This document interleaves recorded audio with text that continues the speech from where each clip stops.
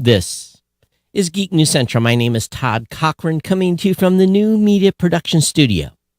The lead stories are the U.S. Space Force to start patrolling the area around the moon. FCC is going to crack down on bad receivers. A molecular drink printer to create your next beverage. An icon will not kick Russia off the internet. I want to welcome you to episode 1590 of the Geek News Central podcast for Thursday, March 3rd. This show is sponsored in part by GoDaddy.com. You can find great deals at geeknewscentral.com/GoDaddy.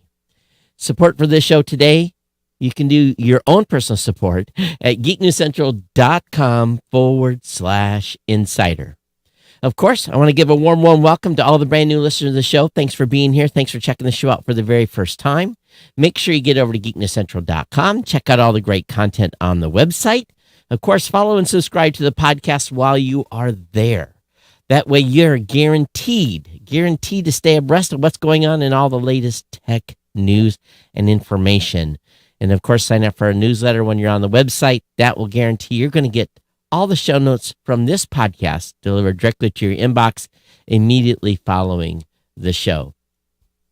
Of course, you can join our chat room at geeknews.chat. It's part of the Federation, a Mastodon chat server, or on Discord. That Discord link is available at geeknewscentral.com. Of course, you can follow me on Facebook. Partner shows are all linked at geeknewscentral.com. That includes the GNC Week in Review. It's the Gadget Professor, the New Media Show, and of course our ProGear.guru website where we talk about pro gear. Class, I'm always available via email, geeknews@gmail.com, geeknews@gmail.com, or at geeknews on Twitter. Those are the two places to send your direct information to me about what's happening, what you're thinking about the show. And of course, you can follow me on Facebook as well. This show has the longest running continuous sponsor of a podcast, and that's our good friends at GoDaddy. We want to thank GoDaddy for being the longest sponsor of a podcast. And of course, them taking care of me and you taking care of them by going over to geeknewscentral.com/GoDaddy and signing up for a product or service from their platform, whether it be 30% off a new product purchase, whether it be $4.99.com on new or transfer domains for new customers only, $1.99 a month economy hosting for the first year with a free domain, and or $2.99 a month managed WordPress hosting for the first year with a free domain. You can always get a free trial of GoDaddy Website Builder, your choice of personal, business, or business plus plans. That's a 1-month free trial. Again, all these deals are available at geeknewscentral.com/GoDaddy. Go check them out. Save money. We want you to do that. That's very, very important. And when you use a GoDaddy product or service, it's just like making an in-show donation.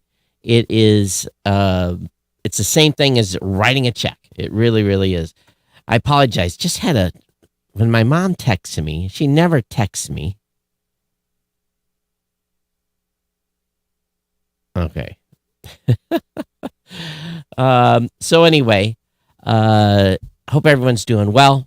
Glad you're here, and got a lot to cover tonight's podcast. Yeah, it threw me off there. My phone's going ding, ding, ding, ding, ding, ding, and it's I should just shut it off. That's a problem. And I started the show in a new way tonight. That got me off kilter too. Hey, so just as an update, been a very it's never a slow week. So busy business week. We've got new announcements coming next week for the company.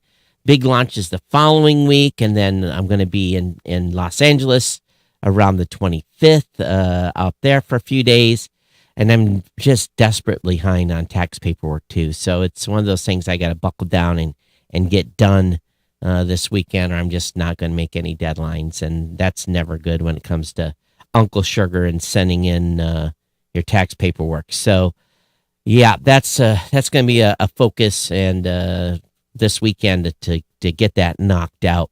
You would think I would find time, but it's just the clock just keeps running. And there's never enough hours in the day. So hope you're all well. Hope you're doing good. Got a lot of great content tonight to get into the show. And for those of you here watching live, thanks. Those of you who are subscribed, thanks for hanging out with me as I'm bumbling through the beginning of this. But, the first story right off the top of the bat tonight is an interesting one. And it appears the U.S. Space Force plans to start patrolling the area around the moon. Until now, the United Space mission extended only 22,000 miles above Earth. The U.S. Air Force Research Laboratory released a video on YouTube that didn't get much attention, but an announcement that is fairly significant. They plan to extend its space awareness capability beyond geostationary orbit, all the way to the moon. Until now, the United States mission, again, is only extended to 22,000 miles above Earth. That was then, this is now. And they're going out to 220,000 miles. And what it's really about is they're going to build or propose to have some sort of satellite, likely equipped with a powerful telescope, into a CIS lunar space. According to the video, the satellite will be called the CIS Lunar Highway Patrol System, or you guessed it, CHPS. No, this is not April Fool's. The research laboratory plans to issue a request for a prototype proposal on March 21st and announce a contract award in July. The effort will include participation of several military organizations and can be a little confusing to keep track of, even though the Air Force lab will oversee the development. The U.S. Space Force will then procure the capability for use by U.S. Space Command, which is responsible for military operations in outer space. Effectively, the satellite is the beginning of an extension of operations. So what they're really trying to look is make sure someone doesn't have nothing parked way out in the nether regions to come in and cause us issues. So it's kind of interesting that they're going to start doing this. So it makes you just go, just a little bit. It's a big area in space with a lot of nothing. And believe it or not that easy to hide, all things considering. But with all the much junk out there, it's going to be an interesting to see what they actually develop, and probably we'll never hear what they find. But it is an interesting development by the U.S. Space Force.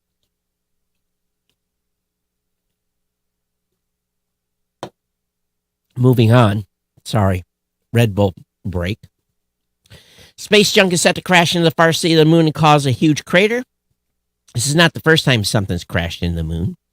We purposely crashed spent Saturn stages into the moon before, but the spent rocket body believed to be part of a Chinese E-51 or 5-T1 mission expected to hit the moon at 5,500 miles per hour. And tumbling 4-ton rocket body will plow into the surface at a shallow angle, scattering debris and tearing a crater of its own, is expected to reach 20 to 30 meters across. So that's going to be interesting. And then they're not going to be able to watch it directly, but they'll have some observations soon after. So it's supposed to happen sometime tomorrow, Eastern, Friday, I believe in around 12:30 in the afternoon. So it's pretty amazing how they're able to track these trajectories and know exactly and basically time it pretty closely to when something's going to happen. So we'll be talking about this on Monday. Maybe we'll have some images.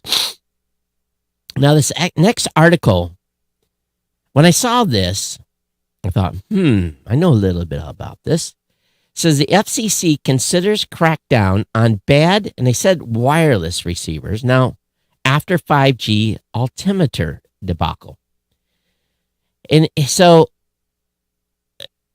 let me just say something here. Altimeters, they are generally made up of two antennas. And, well, it depends. Let me just be careful here. There's barometric altimeters. Then there are different types of altimeters when you're getting closer to the ground that uses radar to be able to see how far you're off the ground. But what they're saying is that the FCC will consider issuing new rules for wireless receivers that could prevent future conflicts like the ongoing battle between aviation and cellular industries. There are strict rules regarding wireless devices to transmit only in their licensed frequency. That means, for example, AT&T and Verizon 5G transmissions in the C spectrum of 3.7 to 3.98 gigahertz. So that in itself is something that is pretty standard. You know, when you have matter of fact, those are probably multi-spectrum transmitters, and they probably go right up to 3.98, but don't go over. And they're licensed to transmit in that range. Now, there isn't much to prevent devices from receiving transmissions from outside their allotted frequencies. So, again, different types of altimeters here. The altimeters used in airplanes to measure altitude fishy rely on spectrum from 4.2 to 4.4 gigahertz. Now, again, this is generally when you're close to the ground, not when you're at 25,000 feet. So the FAA has said that the 5G transmissions in the C-band could interfere with the operation of some of those altimeters. Now, radio receivers, when they are cheaply made, don't necessarily, they have the antenna itself may be capable of seeing, let's say, across 1,000 megahertz or 1 gig. You might be able to see that far across that antenna spectrum or further. So that, you know, they source an antenna that will receive signals in the range that they're going to need or transmit, right? And they all have very specific purposes. But again, the antennas can be used in many different functions because they're just a receiver. And so what happens then is it's up to the box that signal goes into to look at the specific spectrum that it's supposed to look at and supposed to ignore what goes on outside of that. And really, that functionality is such that I don't think a lot of people have paid attention to over the years because it starts becoming more expensive to block. So it's much easier to let the receiver see a bigger spectrum and be able to be honed in, but it's much more expensive to filter. And adding filters generally cause some signal loss because of their function. And basically, the filter's designed to reject frequencies outside of a specific range. So, or the receiver itself has to be so fine-tuned that it says, okay, I'm only authorized to listen within this range. And if something comes in above that range, I'm not even supposed to see it. Well, that's not been the case. And this is why the airlines have had such an issue here, is if an altimeter is affected by 5Gs, again, that means it's receiving transmissions from the wrong spectrum band, despite a buffer zone of 220 megahertz. Now, let me just explain. 220 megahertz really in the RF spectrum is not that much. It's close. It's really, really close. You may not think so when in the big scheme of things, but it is. Now, because AT&T and Verizon have not yet deployed to above 3.8 gigahertz, but the FAA still says the current levels of transmissions can interfere with some altimeters, and also there's satellite transmissions that happen between 4 and 4.2 gigahertz, and those haven't been a concern for the FAA. So this is a thing where the FCC often has focused on the output and not the input, because they focused on the transmitters. There's a lot of rules on when and where and how a transmitter can operate, the bandwidth, the power, all that stuff. But the receiving part is just kind of like, oh, okay, yeah, it receives the signal it's supposed to, because all it's done is sending a signal down, bing, bing, and they're getting the performance that they need. But now that there's other stuff close to that band, it's going to be an issue. So they're going to be proposing a new inquiry to explore receiver performance and standards. The notice of inquiry would ask for public input on possible solutions, including new regulatory requirements. It's very, very simple. You have to have these manufacturers make sure these receivers only receive in the frequency band they're supposed to. It's very simple. And if it receives outside of that band and it doesn't have protection from something, so another thing that can happen is, let's say the signal that's coming in is off frequency, but it's so loud or so strong that it affects the overall performance of the receiver. That can happen too. What did jammers do? Jammers put in a specific frequency and they put a lot of power at it, and it basically messes up the reception capability. So you're jamming the receiver. It's a very rudimentary discussion. There's more to it than that. But if they don't have these filters in place on these receivers, this is what's going to happen. So really, what is happened, this is a self-induced problem by the altimeter receivers that have got the problem. It's a fundamental design problem. And it's pretty amazing. When altimeters were first designed decades ago, they had very low power neighbors. Satellites beaming their information out to the Earth from very distant orbits. He said the current 400 megahertz separation between altimeters is very, very large, pointing out the entire FM radio band is only 20 megahertz wide. The SEC determined there shouldn't be an issue because of the vast separation between 5G cellular use of the spectrum and the altimeter spectrum. Unfortunately, that is not the case for old, technically wide open altimeters. These radar altimeters may send out a signal and be unable to discern the reflected signal because of energy from the faraway 5G, again, is entering the receiver, causing the radar altimeter to either fail to function or provide a false reading. It's big time bad, cheap design. And altimeters are highly integrated into avionics for modern aircraft. So if, for instance, the altimeter says the aircraft is still in the air when it's actually landed, it will cause a reverse thruster and spoiler that normally indicates a rapid reduction in airplane speed on the ground to not operate. And there's safety outlocks too. You know, there's certain things that happen when you take off. There's weight on wheel switches. There's a whole bunch of stuff that has to happen before the gear is allowed to even be retracted or put, well, not necessarily put down. But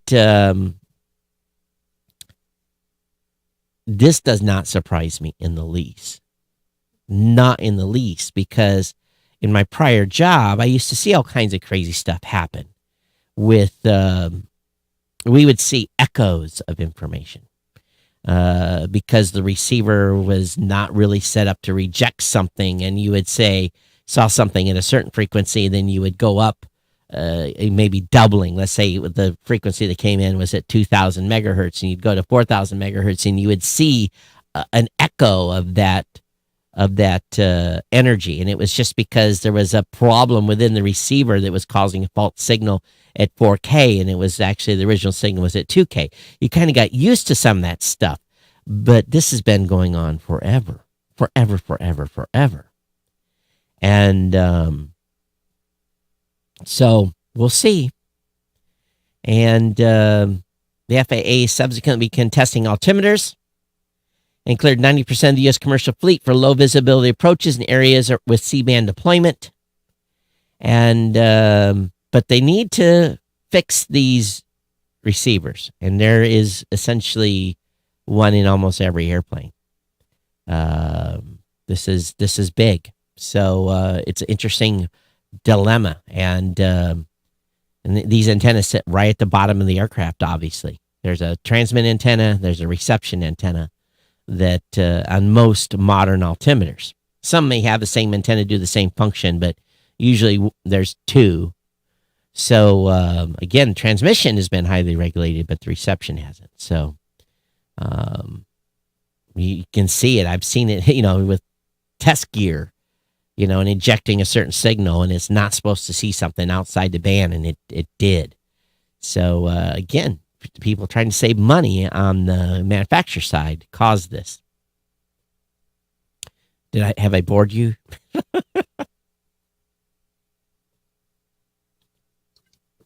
All right. Red Bull's finished. We'll switch to water. Not that you care. ICANN says it will not kick Russia off the internet. Ukraine had petitioned a nonprofit in response to the invasion. On Monday, a pair of Ukrainian officials petitioned ICANN, the International Corporation for Assigned Names and Numbers, as well as the RESAC IP European Network Coordination Center, to revoke the domains RU, P something, and SU. They also asked for servers in Moscow and St. Petersburg be shut down, potentially knocking website under those domains offline. On Thursday, ICANN responded to requests with a hard pass, citing that doing so is not within the scope of ICANN's mission. It's not really feasible to do in the first place because the internet is a decentralized system. No one actor has the ability to control it or shut it down, quote unquote. Oh, yes, you can. You chop the cables and you can cut them off. Yes, you can. You can stop internet activity. It's very, very simple. You switch the routers off, you cut the cable, you disconnect them. It's not that hard. Now, you have to do it in a lot of places, but it can be done. But they're not going to do that. Now, this next story sounds very, very, very intriguing. A molecular drinks printer claims to make anything from iced coffee to cocktails. A company called Cana, C-A-N-A, has revealed what's calling the planet's first molecular beverage printer. The idea is that using a single cartridge of flavorings, the machine can mix one of thousands of different beverages, including juice, soft drinks, iced coffee, sports drink, wine, and cocktails. Wine? Like with Cana One, which is designed to sit on a kitchen countertop, you'll be able to select a drink from a wide range of beverage types and brands using a touchscreen. You can customize the levels of alcohol, caffeine, and sugar. Alcoholic and caffeinated drinks can be locked behind a pin. Cana's teamed up with beverage brands from around the world and created its own concoctions. A team of scientists spent 3 years studying popular beverages at the molecular level.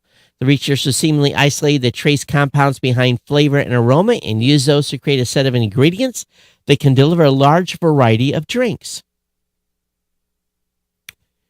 Now, I want you guys to think about this for a second. Think about Space Odyssey, Space Science, where they walk up, they punch something into the machine, and it gives them a drink. We've all seen Coke machines that have multiple selections. You can pick your, cherry Coke, orange Coke, whatever you want. You can mix and match and make a variety of different drinks, right? Well, this is going to sit on your counter. The system uses novel microfluidic liquid dispense technology to mix the beverages. Kind of says at least 90% of what we drink is water. We know that, with flavoring, sugar, and alcohol. The company claims Cana One can reduce waste and associated emissions by helping people avoid bottled and canned drinks. Cana also says it can reduce wastewater that's needed to grow ingredients for things like orange juice and wine. They're going to automatically replace cartridges, which should last around a month as needed at no cost. However, you'll pay for the device concoctions on a per drink basis. Each will cost between 29 cents and $3. Even though Cana claims the average price will be lower than bottled beverages at retailers. The system also requires sugar and spirits cartridges, both of which will be replaced automatically in a CO2 cylinder. It remains to be seen how well the company claims hold up to practice, though. You can reserve a Cana One now. You need to plunk down $99, which is refundable credit towards the full price. Cana One will cost $4.99 for the first 10,000 orders, rising to $7.99 after that. The company expects shipping the machines in early 2023. I'm intrigued in a big way. I don't know if I want to plunk down $499 for it. But it's connected to an app and you pay for it as you go. Very, very, very, very, very curious. Very curious. And they send you replacement stuff on a regular basis. Machine probably knows when to have stuff sent. I wonder how it tastes. That's what I want to know. One of the things on the screen was strawberry melon hydration water, 12-ounce sugar caffeine. It gives you the details of what's, so it's not going to give you a Coke, but it's going to give you their variation of some drinks. This really intrigues me in a big way, and especially if it's going to taste the same, right? All right, moving on. Chrome 99 has landed 5 new net-worthy features. The link will be in the show notes, so check that out. Wingstop. This is a weird one. Wingstop. I'm sure many of you have been to a Wingstop. Wingstop has filed a trademark to sell chicken wings in the metaverse. They filed a multi-class trademark to enter the metaverse. The application covers downloadable virtual goods, downloadable virtual goods, including NFTs and virtual food and drink. McDonald's and Panera Bread have also filed trademark applications to get into the metaverse. What is this? Who's going to download virtual chicken wings?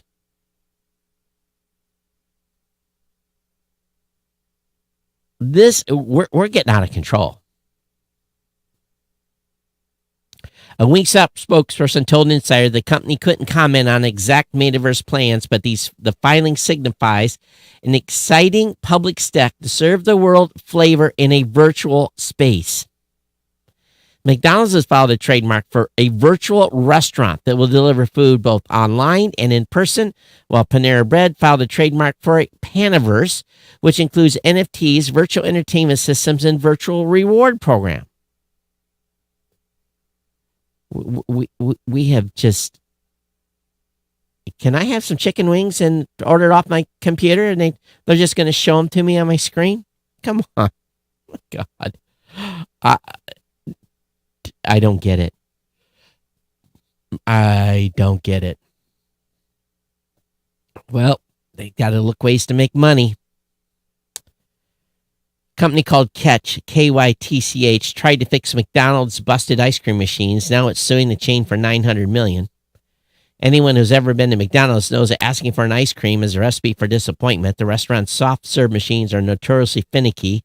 That's become a meme, and there's even a website that tracks ice cream outages. A startup called Kitch hoped to fix this nationwide nightmare with a small internet-connected device that plugged into the machine.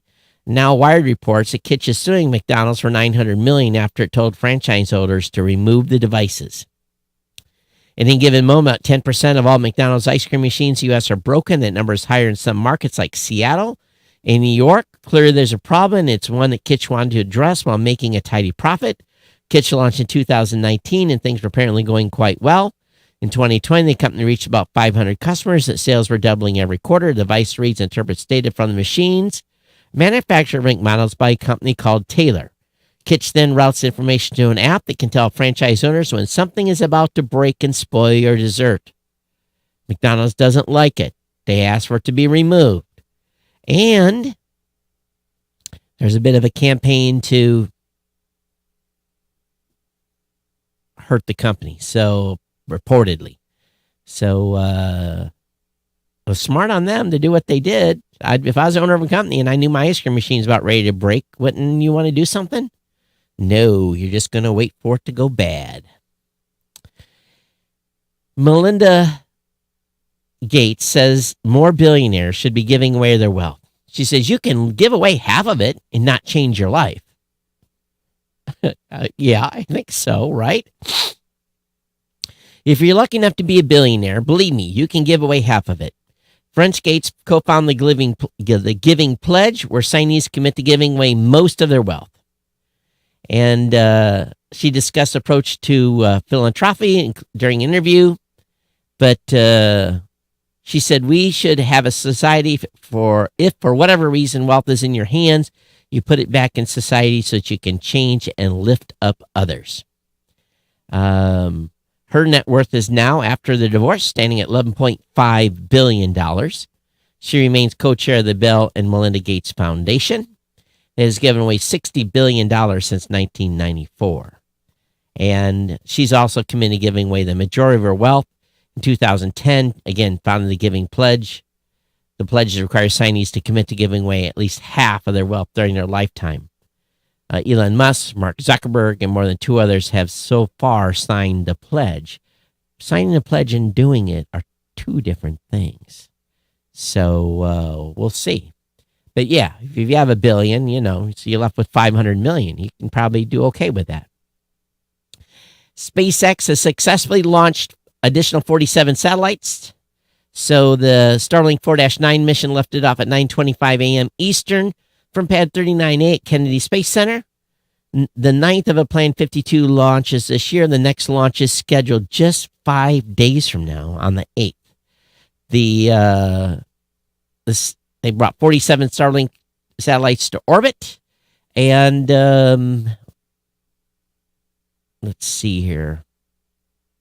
Elon Musk says we have the capability to build up to 45 satellites per week, and we've launched up to 240 satellites a single month. So, again, the next SpaceX Starlink launch is on March 8th, and we're getting close. April is the month they're supposed to start service in my area. It doesn't mean I'm going to get a dish. I don't know. I'm hoping that is the case. Rivian backtracks on its $12,000 plus price hike after outrage from pre-order holders. New customers will still need to pay the new price, but existing holders are exempt. Rivian upped prices on both models this week, citing increased costs and supply chain disruption. Following widespread customer backlash, the California electric vehicle startup backtracked on the decision. The pricing updates, which remain in effect for new customers, led to price hikes of around $12,000 to $20,000 for people who already configured their vehicles at lower price points. So they're going to honor those initial prices. So these vehicles are crazy expensive. Crazy expensive. Verizon Plus Play is a product that will bundle customer subscriptions for Netflix, Peloton, Disney Plus, and more. It will also partner with Meta in building out the metaverse. Oh my God, I think we're going to get sick of hearing that, right? Plus Play will centralize streaming subscription services with no additional cost to Verizon subscribers. Plus Play will let Verizon customers manage subscriptions across devices and provide information about deals on content services like its discount access to Disney Plus, Hulu, ESPN, etc., etc. Sometimes signing up for discount automate opts in users for data collection, though, so be aware of that. And so again, you are the product, even though you are paying for the product. Elon Musk's brother said neither of the pair is obsessed with wealth because that would be boring. This is an interview that they had. Of course, Elon Musk may be the richest man, but his brother says the 2 of them aren't wealth obsessed. I do know other people that I don't know that well that are obsessed with wealth, Musk's brother said, and that's not me, and it's not my brother. It's boring. So, of course, that interview was published a few days after the Wall Street Journal reported the Securities and Exchange Commission was investigating the 2 over their stock sales. Elon Musk's current wealth sets at $226 billion. So, mostly in stock options. Russia, not surprisingly, is holding rocket engine sales to the United States, suggests flying to space on someone else's broomstick. The 2 affected Russian engines are reliable and powerful, but form the main thrust for ULA Atlas V launches for 20 years, as well as Antares rocket. But as you may have all observed over the last few years, Atlas and Antares launches, especially using engines from the 90s, are very much a minority when it comes to launch volume and capability. So both of those folks have already tapped Blue Origin to develop the replacement for the Russian RD-180 engine back in 2018 for the next generation Vulcan launch vehicle. So, It's just a little bit of gaming upmanship. All things will pass, and they'll get their motors at some point for sure. Russia RT has moved to Rumble after being deplatformed elsewhere. So Russia's RT is facing bans and restrictions following the country's invasion, and it's using a familiar tactic around them, move to a different service. The state-supported media company has made its around-the-clock live stream available on the free speech platform Rumble. This will theoretically let the devotees tune in when its broadcasts and social media posts aren't accessible elsewhere.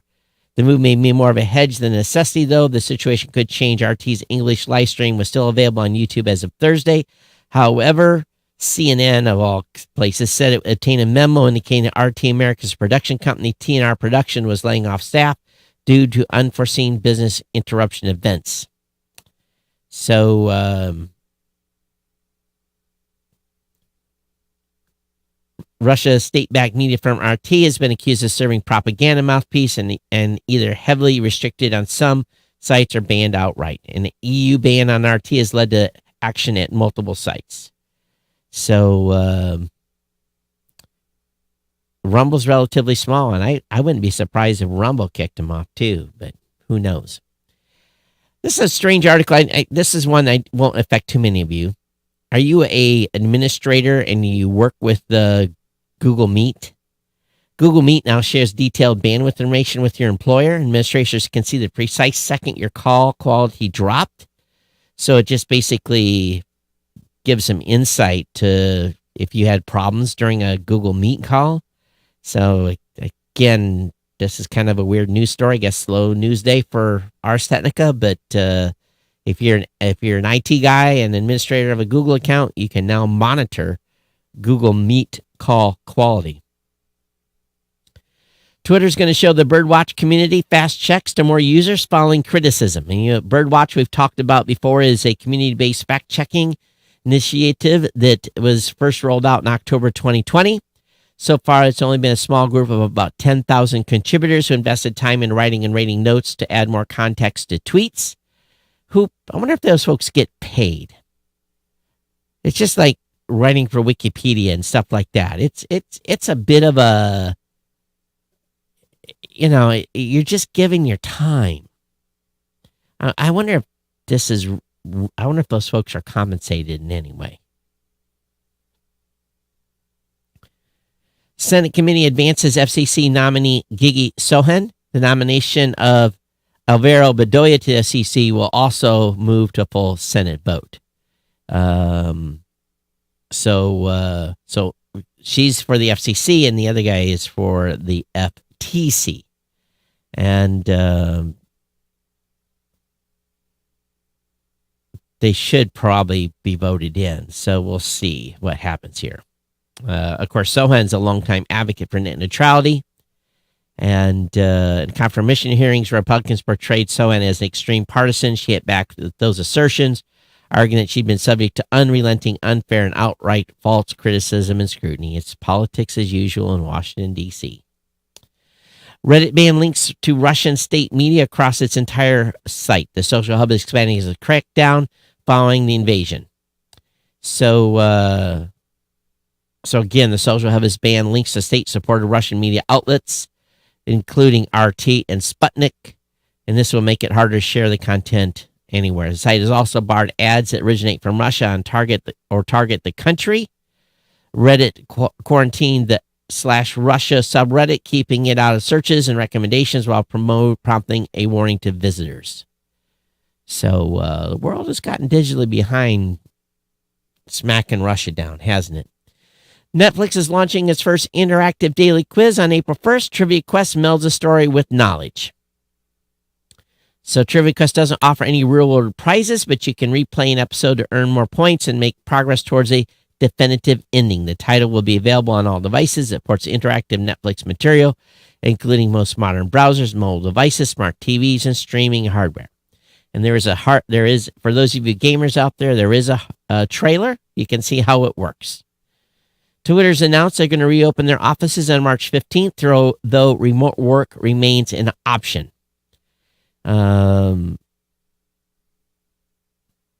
He said the CEO said that the employees can still work from home if they want, but he touted the advantages of coming back for the culture.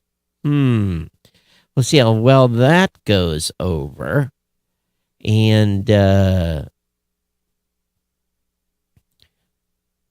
event I'm going to in Los Angeles in April, no mask, just got to show a vax card or proof of vaccination to be at this big event. It has a special designation because there's over 2,000 people. So good on that. We'll be able to not have to be masked up, which is going to be fantastic. And hopefully the way that has changed in Vegas by the time I go to Vegas in May. May. Yep. No, April. Kia unveils Auto Mode, autonomous driving tech that will debut on the EV9 SUV. Its updated roadmap now includes 14 fully electric models by 2027. And much as Hyundai did yesterday, Kia's announced an electrification roadmap. And Kia's roadmap builds on its Plan S development strategy announced early in 2021, include branding a plan to introduce 7 EVs. Where's the information about the Auto Mode? The EV9 will also offer over-the-air and feature-on-demand services for the first time, allowing owners to easily update their vehicle software. In addition, it will be the first model to be equipped with Kia's advanced Auto Mode autonomous driving technology. It said Auto Mode will be rapidly expanded throughout its lineup after that. Auto Mode is that it's a range of autonomous driving technology, include a highway driving pilot feature that works by itself without driver intervention on highway sections. It will also be improved as technology develops via wireless spec updates.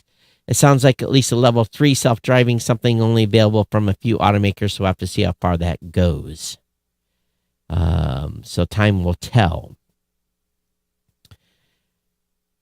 There's a rumor out that reports indicate that Samsung is having some issues and they're throttling apps. Some of Samsung's smartphones include software that appears to artificially limiting or throttling the performance of thousands of popular apps. Reports about the behavior have been gathering steam on Twitter as well as Samsung's Korean community forums. At the core of the issue is a software called Game Optimizing Services, which is reportedly throttling the performance of 10,000 apps. This includes popular apps like Instagram, Netflix, TikTok, and even Samsung's own apps. So it doesn't appear to include benchmark apps like 3D Mark and Geekbench, which means they may not give an accurate picture of the performance of phones. So a benchmarking app will just fine. But when you actually come to use an app like TikTok, you may not get full performance you expect. A test done by one Korean YouTuber shows extend the impact it can have simply by renaming a benchmark app that wouldn't usually be throttled to the name of a popular game. They're able to trick the phone into throttling 3D Mark's Wildlife Extreme Benchmark, reducing its overall score from 2018 to 1141. So why are they throttling performance? Is it to save battery life and keep it from heating up? That's probably the case. They probably cannot keep the phone cool enough to let it go full tilt. So it's very, very interesting. The United States exempts South Korea smartphones from Russia export bans. White goods and cars are also allowed to cross the border. What are white goods? I don't know what that even is. But they'll be able to send dishwashers and refrigerators and phones to Russia. So I guess that's not part of the economic sanctions. They can still get a cell phone. A little entertainment news. Netflix will let Pamela Anderson tell the real story in a new documentary. The announcement comes shortly after Pam and Tommy debuted on Hulu. They announced it will serve as a home to a definitive documentary on Pamela Anderson's life a month after the limited series of Pam and Tommy debuted on Hulu. Anderson vowed never to watch the Hulu series, which focuses on the actress's short marriage and the theft and illegal distribution of their sex tape or even its trailer. While the Hulu series was created without the involvement or even the permission of the actors, Anderson promoted the Netflix documentary on Instagram. So that's interesting. So she's going to get to tell her story her way on Netflix, and Hulu gets to do the seedy one. Which brings up another point. How much does Netflix pay its employees? Well, according to salary information has been obtained, a minimum of $40 per hour up to $800,000 a year. Wow. Who makes $800K? That's a salary, isn't it? But pretty impressive. Base salaries from ranging $40 per hour to $800,000 a year.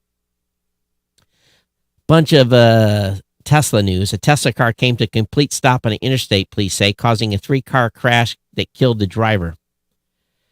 A man died Sunday after the Tesla he was driving stopped on an interstate. Police are investigating and not determined what caused the Tesla to come to a complete stop. The NTSB contacted local police and called the crash unusual. Now, here's the thing.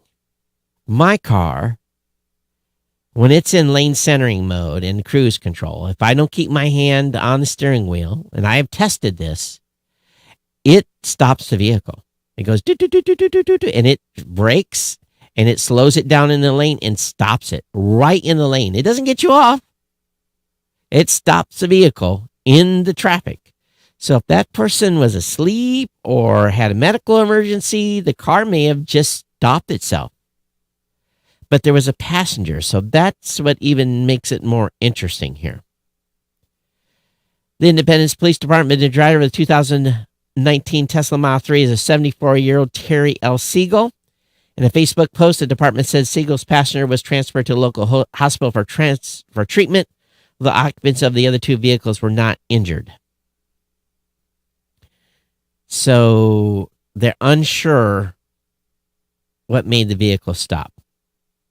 Maybe these cars have to become smart enough to pull us over into the median and get us off the road.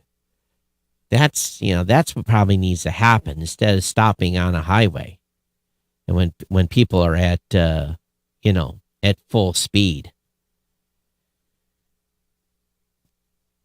Elon Musk is facing a trial of roughly $2.5 billion pay package Tesla gave him in 2018. A shareholder has basically said it was negligence, breaking fiduciary duty. So that's probably going to go to court. So, yep. Once again, Elon's in the news. Oh, I get another one. Elon Musk challenged the UAW to hold a union vote at Tesla's California factory. He says, we'll do nothing to stop the vote. He said in a tweet, the company chief said Tesla's real challenge in the Bay Area is negative unemployment. So it treats and compensates its awesome people well, or they just leave otherwise. He posted the tweet in response to Kiss Co. lead singer Gene Simmons, who sided with the executive when he called out the president for not mentioning Tesla in the State of Union address. The president only praised Ford and General Motors for investing billions of dollars in efforts to release electric vehicles, thereby generating thousands of jobs in the process. As Bloomberg notes, Biden is a labor union supporter and often snubs Tesla, which has non-unionized workforce, in his speeches and interviews. Musk claimed that Tesla factory workers have the highest compensation in the auto industry, posting an interview of GM CEO Mary Barra as a source. In the interview, news anchor and journalist Andrew Sorkin said Tesla's non-unionized workers were earning more than their unionized counterparts. Barra said she had to see more information since one must also take benefits and not just wages into account. So we'll see what happens here with this. And finally tonight, Twitter may soon add a tab for podcast. So we'll see what happens there. So podcasts may be coming to your favorite Twitter application. All right, my apologies. A rough start for the show today. Tried something a little new on the live part. Just got me kind of flustered a little bit. So I hope everyone's doing well. geeknews@gmail.com. geeknews@gmail.com is the email address to drop me an email at geeknews on Twitter. Of course, if you're not following or subscribed to the show already, please do so. We want you to be subscribed so you take the show with you wherever you go and get notified when there's a new episode available. I do want to thank all of you for your ongoing support and the feedback you've been giving me on the commercials you've been hearing as a pre-roll to the show. Some of you hear them, some of you don't. It's an ongoing test that we're working on some stuff. I'll just say that. And for those of you in the know, you probably have already kind of figured it out, some stuff we're working on. But other than that, I'm going to get out of here. And hope everyone has a great, safe weekend. I'll be back with you on Monday for another edition of the Geekness Central podcast. Everyone take care. We'll see you next time on the show. Thanks for being here. Stay subscribed. See you later. Bye-bye.